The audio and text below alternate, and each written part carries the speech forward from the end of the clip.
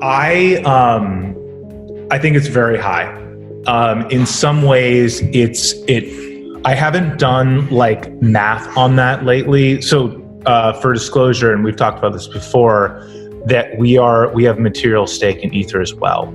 Yeah. Like you mentioned earlier, the media loves Bitcoin because it's easier for consumers or readers to understand that, and they harp on that, and that makes sense. But what's less talked about and less known is that we are huge fans of Ether, or Ethereans, if you will, in the slang. So look, I think Ether has tremendous capabilities because Bitcoin's digital gold, right? It's sort of moving value from A to B, and there doesn't seem to be a huge appetite in the community to experiment or sort of screw it up, right? It's like, we've got a good thing going. Let's not run too fast. Let's not be too exotic. Whereas Ethereum is like it's a decentralized operating system. So the promise is that you can create these applications on top of it, permissionless. The same way you could build an application, I don't know about anymore, but back in the day, you could build a company on top of Facebook. So companies like Zynga, which actually IPO'd and was worth, I think, at least $1 billion, was a company built on top of Facebook. So most companies today are built on top of a cloud computing service like Amazon. So you rent space from Jeff Bezos and Amazon. Ethereum is a decentralized Amazon where you can build your applications there and you run the computing power by owning Ether. Instead of running your credit card through Amazon Cloud, AWS Web Services, you just pay the network in Ether. Tyler Winklevoss of the Winklevoss twins, who you may know from the social network, gives his Ethereum price prediction and shows how he gets his Ethereum valuation. Also, only a tiny percentage of people who watch my videos are actually subscribed. If you enjoy the video, consider subscribing. It's free and you can always change your mind. Enjoy the video. To watch the full interview, check out the first channel in the description from a great podcast ran by Casey Adams. To understand Tyler's full Ethereum valuation, he first explains how he values Bitcoin. Stick around to the end to see his Ethereum prediction and how he gets there. So I think it's just more time and education and more data points, but how I get to 500,000, it's very simple math. The market cap of gold is 9 trillion. So the entire supply of gold is priced at 9 trillion. If Bitcoin is gold 2.0 and it disrupts gold, then its market cap also has to be 9 trillion. But today, Bitcoin's market cap is 330 billion. So it's got to increase somewhere like 25 to 30x from here. Yep. So put on a 25 to 30x multiple on the price of a Bitcoin today, which is, let's say, 18,000, 20,000.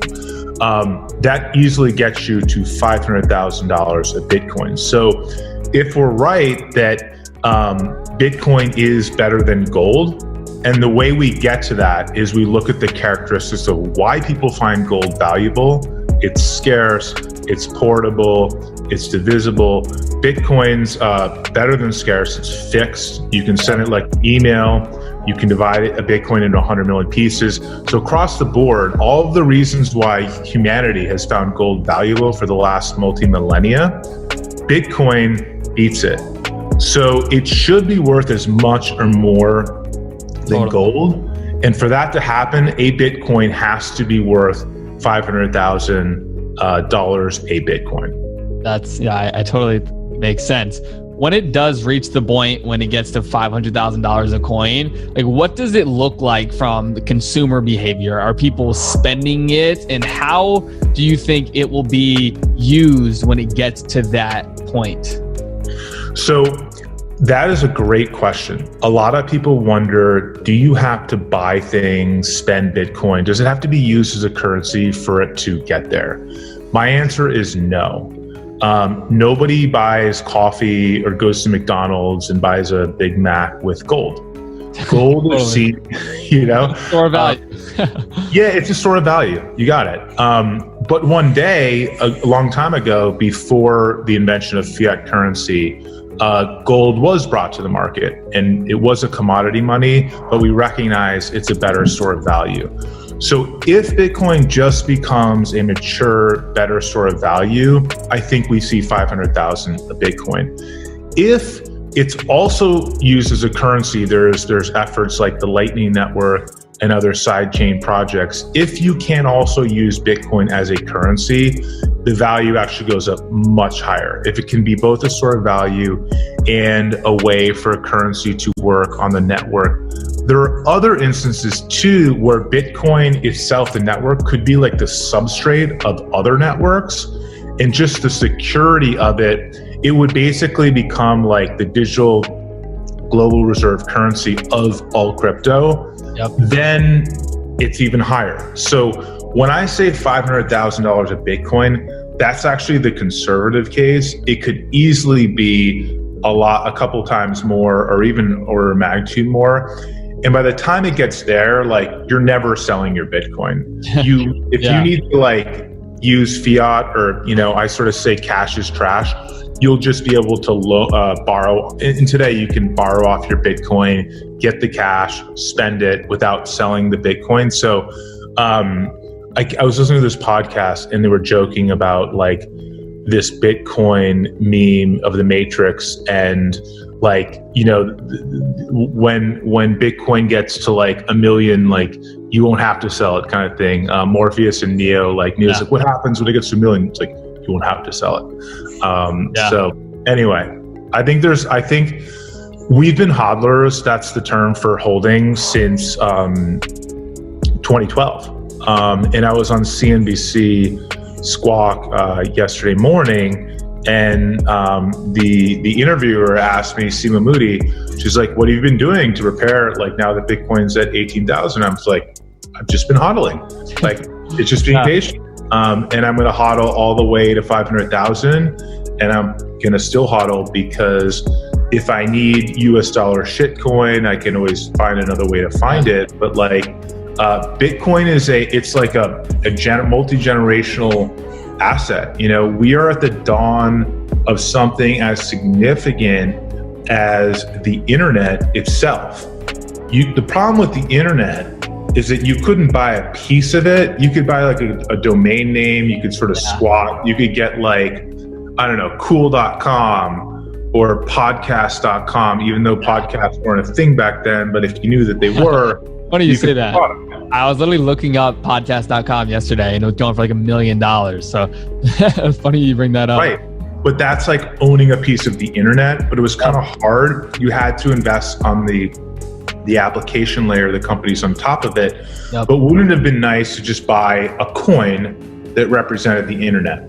Totally. Well, fast forward to 2010, the invention of Bitcoin, you can literally buy a coin, a Bitcoin or a fraction of one, that indexes or canvases the entire Bitcoin ecosystem without having to pick what company is going to work, whether it's going to be Gemini or Coinbase, or, it's sort of like owning a piece of the racetrack without having to bet on which horse is going to win. As long as the races are running, you make some money. And so Ether is the same thing for indexing a piece of the Ethereum network, which is a digital or decentralized global computer.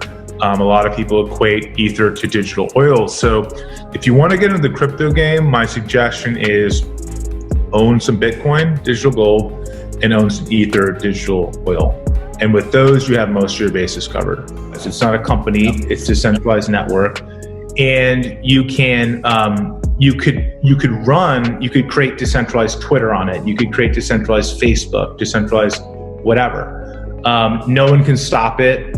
No one really controls it. It's owned by the users. That's the beauty of cryptocurrency, is that the value accrues to the people who use the network, not just a few people in a company in Silicon Valley. Yeah.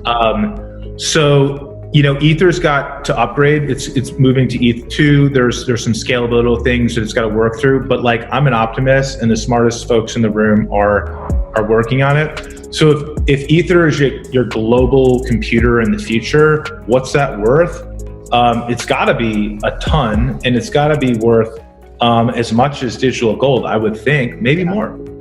So In case you missed that price prediction, Tyler Winklevoss believes if Ethereum is to continue to become the decentralized network of the future, it would have to be worth as much as digital gold. Comparing the Ethereum price now to what it would have to get to match gold's current market cap at 9 trillion, you get to an Ethereum price per Ether of $78,000. Insane. Now keep in mind he isn't predicting that for this year or even this cycle, and it's based on if Ethereum will continue to innovate and become the global decentralized network. We will have to wait and see. Hope you guys enjoyed the video, and see you for the next one.